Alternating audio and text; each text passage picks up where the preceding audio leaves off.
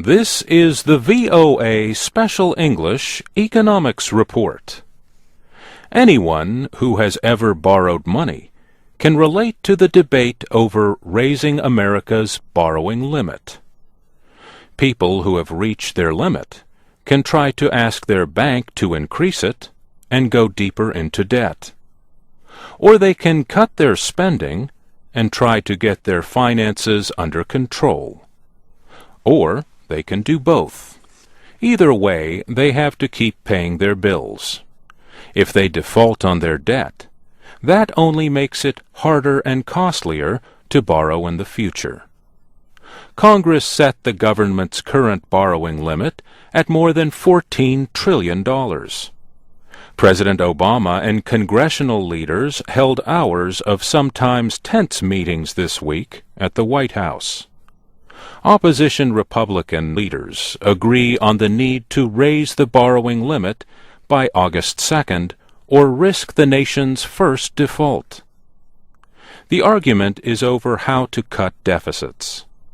Most Republicans oppose any kind of tax increase.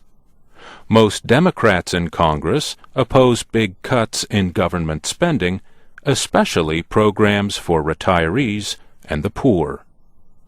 Jerry Webman is chief economist for Oppenheimer Funds, an investment company. The central issue is how the U.S. is going to bring its federal budget back down to a sustainable deficit level. We're growing our deficit at a rate that I think everybody admits needs to slow.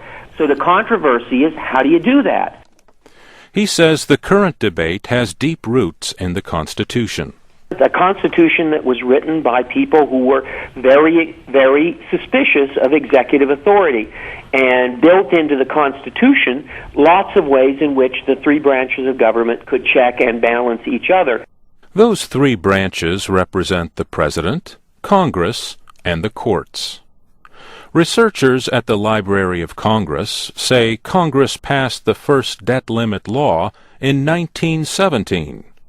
That was to control the costs of America's entry into World War I.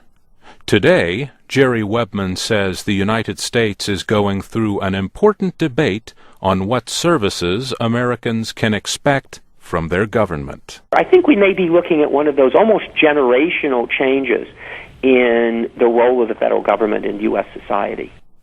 Lenders worried about the risk of not getting repaid usually demand higher interest rates.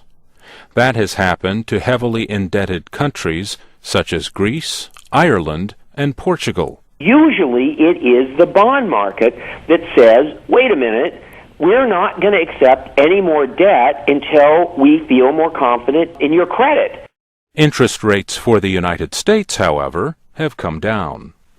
But on Thursday, Federal Reserve Chairman Ben Bernanke warned lawmakers that lack of action to raise the borrowing limit would mean a lower credit rating. The central banker said that means the government could have to pay sharply higher interest rates, and that would only add to deficits in what he called a self-inflicted wound. And that's the VOA Special English Economics Report. For more business news, go to voaspecialenglish.com. I'm Mario Ritter.